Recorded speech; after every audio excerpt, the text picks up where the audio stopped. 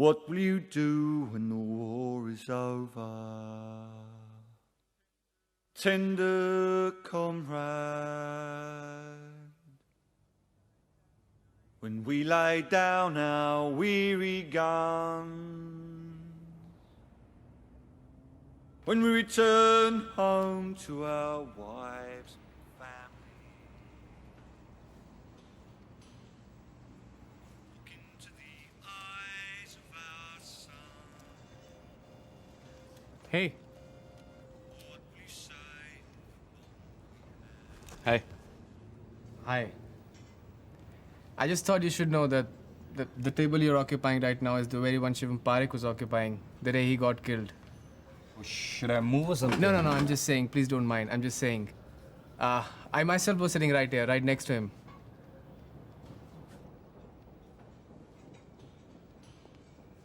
Please.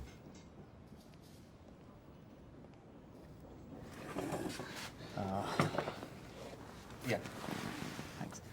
So, I sat here and I do sit now. Most people still refer this table as Shivam Parekh's table. He only died a month ago. Oh. I'm sorry. Like, how did it happen? I didn't get your name. Sam. Sam, hi. Ashwini. Hi. So, have you ever wondered what word is most frequently uttered by people about to die a violent death? No, not really. Well, it's interesting actually. You see, 8% people about to die say what the fuck. 6% say fuck. And there's another 2.8% that say fuck you. Of course, in their case, you is the last word, which is completely overshadowed by fuck. But what's more interesting is, what does Shivam Parekh say a minute before he checks out?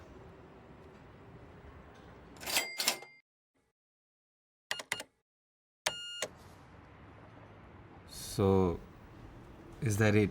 I mean, I thought there was a story coming. Well, in that case, we'll have to go back to where it all began.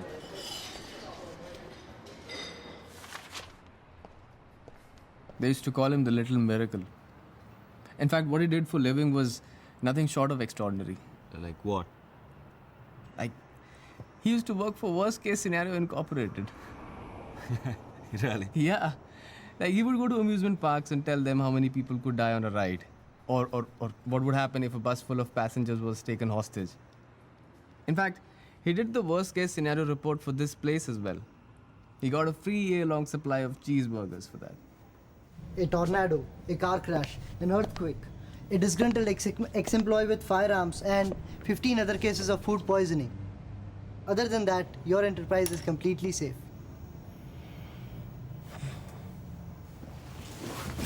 I'm really curious. Before we go more into his life, we need to talk about her. Oh yeah.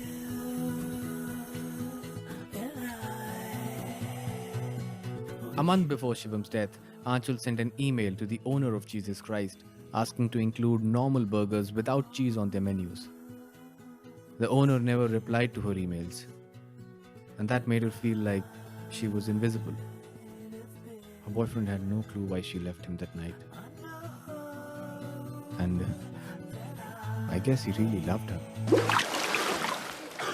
Wait, like, how did you end up in this story? I know. It gets complicated because, when people say that none of this would have happened if the owner had just replied to Aanchal's email, they forget the fact that after reading Shivam Parekh's worst case scenario report, the owner himself went into hiding. So reading an email would have been a near-death scenario for him. Wait, like, I'm confused. None of this is making any sense to me. I know I'm digressing a bit, but just keep up with me because from here on then, it's my story.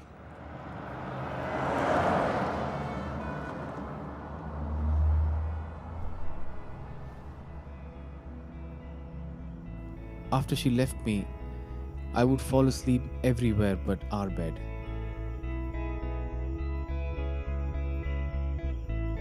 I had to figure out a way to restart my life. And for that, I had to get my mind off her.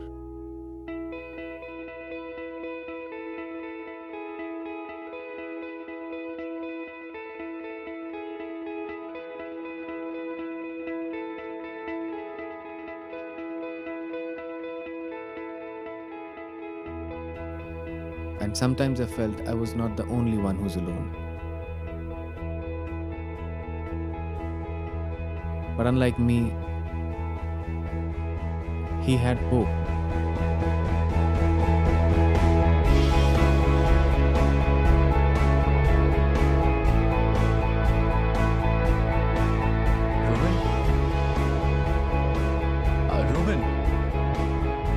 Ruben!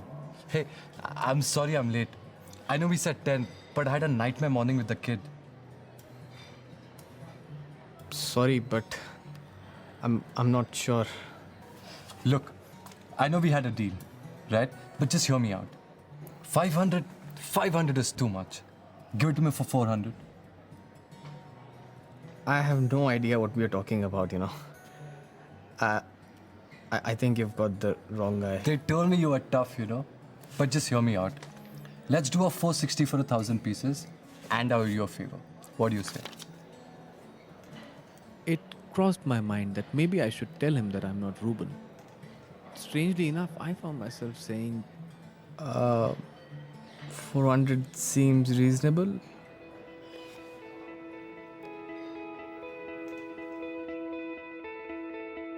From then on, it became a routine for the next few weeks.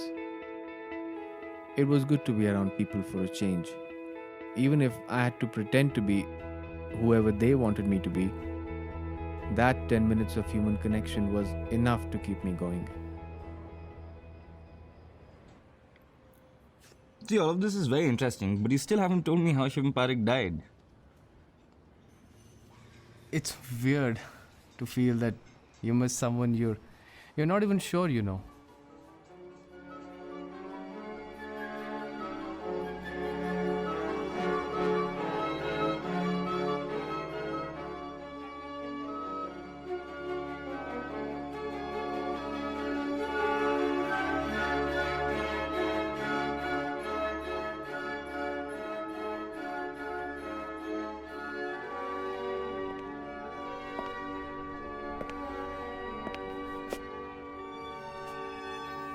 Remember me? Of all the people, why did you have to fuck me over? I had a family. I needed that money. I'm sorry. I was alone and I felt lonely and I just needed someone to talk to. You think your fucking apology is going to get my family back? You have no idea how my life has been this past year. When you've been living with nothing for so long, and when something turns up, you just can't turn it away. Please understand.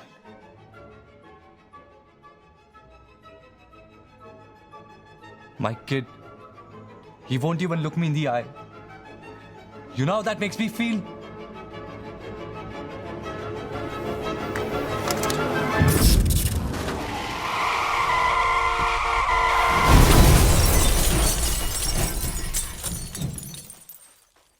What just happened?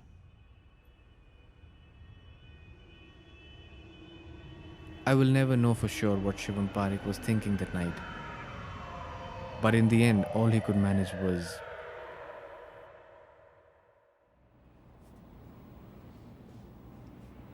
So who drove the car?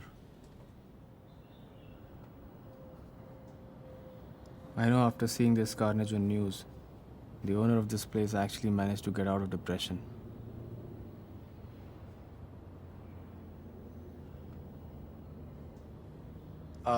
Sam, it was really nice talking to you, but I'll have to leave now. Oh. Bye. Bye-bye.